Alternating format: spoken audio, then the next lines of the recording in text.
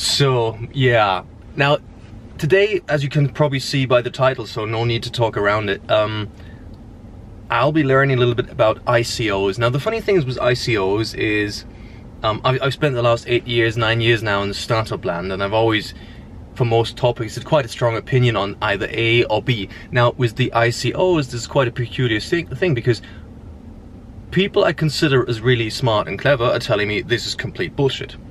People I consider smart and really intelligent are telling me this is like the most amazing thing ever. Up to now I've just thought, well, okay, let's just, yeah, whatever.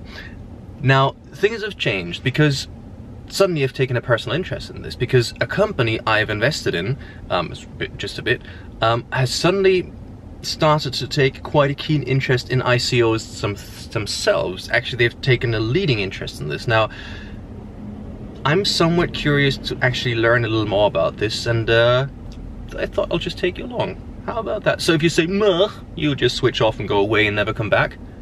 And if you say "meh," probably best is if you hit the subscribe button and the notification button and start smiling right about now. That would be amazing. Thank you. So, I know what you're thinking. Why did you invest into something you don't quite fully understand? Because that's something you should not do. But I have a good excuse. The company I've invested in, CONDA, actually kind of pivoted slightly from doing initially crowd investing to this whole ICO business. Now, I decided I'll get someone a lot smarter than me to explain to you what they do and why they've done it, especially what the f is an ICO. And that's Daniel. Hello, Daniel. Hi. Now, please do tell the audience what you guys do, and well, you listened in anyway, right? Tell us. Yeah, so we started 5 years ago with crowd investing, and 1.5 years ago we started to dig deeper into blockchain, and that is like one of the major technologies behind the whole cryptocurrency and ICO thing. And when we started back then, our basic idea was how to use that technology to improve our business. And then we stumbled into the whole crypto and ICO thing and seen that everything which is related to ICO is super close to crowdfunding and crowd investing, and that's why we decided that we go to the next step of CONDA and go into the ICO market. Understood. Now, what is an ICO? Well, I would say ICO is kind of crowdfunding 2.0. So it's like an evolution of crowdfunding. The basic idea is still that there are companies, projects which are searching for money, and people give them the money, and in exchange they get coins. So ICO is the shortcut for initial coin offerings. So the people launch their own coins, and in exchange for the money they get the coins. Understood, I think. By the way, if you go like, yeah, makes total sense, cool. If you don't understand it, you can post a question right down below in the comments, and I'm assuming Daniel will answer them. Sure. Good man. I hope so. You will. Yes. Pretty sure. Mega. Good. So, we've just established now what an ICO is, but the next question I have is, I mean, like every week you read of really dodgy ICOs where people suddenly raise a gazillion euros overnight, been in business for 2 months. Can you kind of tell me a little bit about typical like red flags, things you shouldn't do, things you should look out for in this whole ICO business? Yeah, well, I think it's also kind of similar to how everything related to crowdfunding started, because when you look back then, a potato salad raised close to $100,000 US. So it did? Yeah, it did. So but yeah, there was also a lot of stupid things going on, and right now in the whole ICO field there are like pretty similar things happening. So when we talk about ICOs, the one thing you need to be sure is that there is not the ICO. There are several different types, as well as we've seen that in crowdfunding. There is something where you get vouchers, there's something where you get a currency to pay, there's something where you get shares or securities or something. And which one is the good one? Is there there like a good one? No, there is no a good one. It depends on what the company is searching for, and there's also always the question, do they need to put it on the blockchain and to use that technology? So I would recommend, okay, look at the team, look at the founders, look at the people behind, look at the people involved, and also look if they have a clue what they're doing and where they're heading to, and try to get in touch with them and ask stupid questions to understand what they are doing. So that's what I'm doing right now, right? Yeah. Asking stupid questions, trying to understand why you guys pivoted. I'm understanding. So basically it's the same basics, same mechanic as with every other company you want to invest in.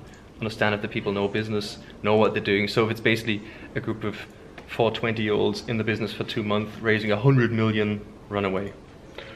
Yeah, it might be a good indicator that there is something wrong, but as I said, there is always like something what can be good about it, because also the cool thing on ICOs is that it kind of lowered the barrier for young people, innovative people to raise money, and it also kind of decentralized the whole global funding market. So it outpaced already last year the venture capital market. So there is something going on. We also see that the whole startup funding world, VC world is looking into it because they see that there is something changing. But it's a new industry, so it needs to grow up and it needs to like settle down as a good and well established industry. So this will take some time. Cool. What's your guess? How long it will take? How long? Like, if you tell me it'll take some time, I'll always say, well, how much time? Yeah, it will take some time, but I think within the next 1 and 2 years we're gonna see a basic shift to a much more mature business. And we also see that much more like well-known and mature players coming into that play, so it will need to professionalize to get the next step done. Cool. Okay, we're still smiling and giggling now. Daniel and I have been old friends for ages, and we've been talking about this ICO thing now, and basically he just told me there's like 3 different types you can break it down. He said there's more than that, but 3 basic ones. So what are they? Maybe you want to tell that lot. Yeah, well, there is on the one hand side, there are utility tokens where companies use them within their network, within their whole application for special usage. On the other hand side, there are there are currency tokens like Bitcoin, for example. And the third thing, there are security tokens, and that's, for example, also what we are doing. So it's like shares, loans, or something which use the blockchain technology to power them up. So basically, if you're a startup or a company that has one of these 3 and ticks the box, you're good to go. If not, no. Yeah, and you should. There is some content out there where you can do like a decision tree to check if some of them applies to you. So there are some resources out there what you can use to check that. There it is. Cool. So maybe we can post it in the comments below. Maybe you can kind of share that with us. Yeah, we definitely should do that. So go check out the comments below. Oh yeah, and one last thing Daniel of course forgot to say. If you think an ICO just sounds cool because you want to be cool, then do it as well.